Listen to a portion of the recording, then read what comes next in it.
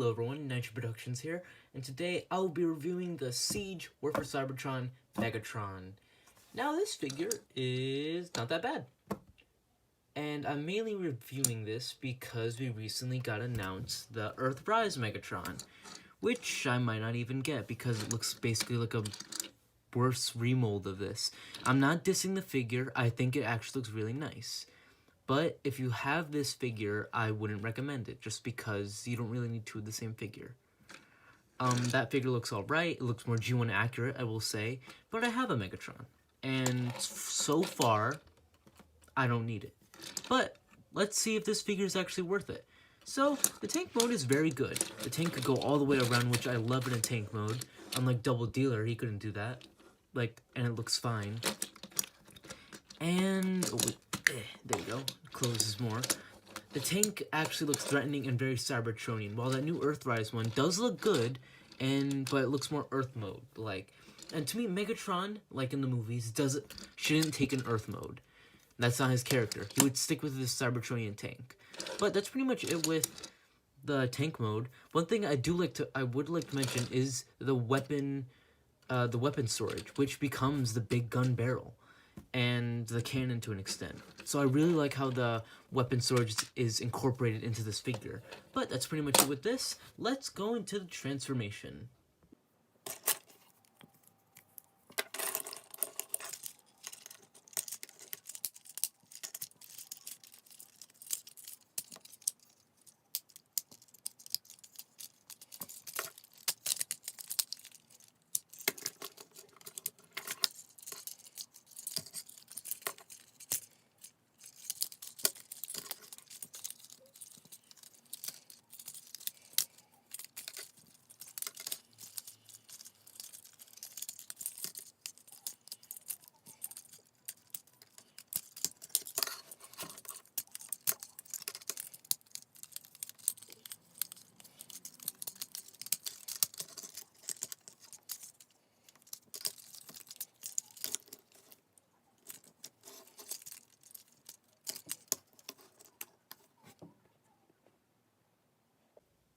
And the robot mode is very good.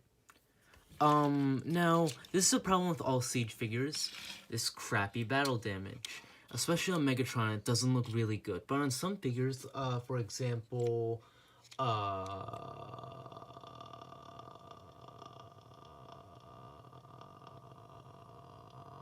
can't think of anyone that looks good on the top of my head.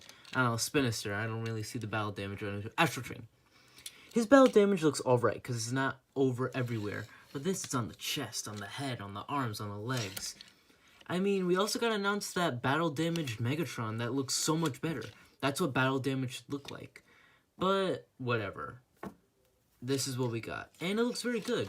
Like I mentioned, this is technically an accessory, since it could come off. But, what I like is that, due to the transformation, you could keep this on the whole time. So, that's actually pretty cool.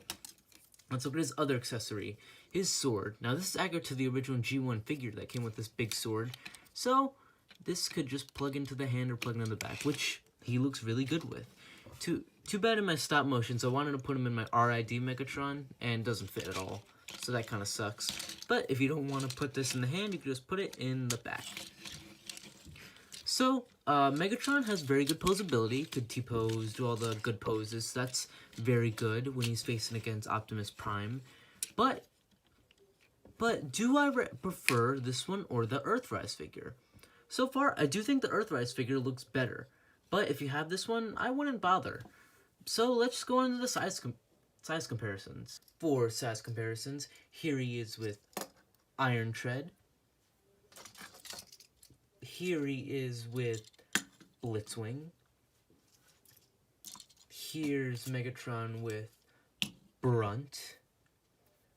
Here is Megatron with his arch nemesis, Siege Optimus Prime.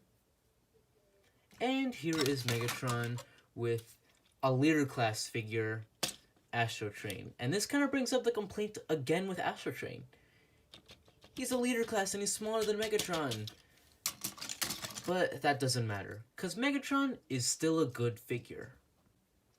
So overall, I think this Megatron looks really good. Definitely gonna pick up that battle damage Megatron. But the Earthrise Megatron, maybe when he's on clearance? I don't know. This figure is very good, and I don't really need a basically the same exact figure. At least the battle damage one does something different. And I was expecting a G2 deco. But that doesn't really matter. Pick up this figure if you really want him. I got him at Target, Walmart, and anywhere else where it sells Transformers. So if you all enjoyed this review, please like and subscribe, and I'll see you in the next video. Bye-bye, guys.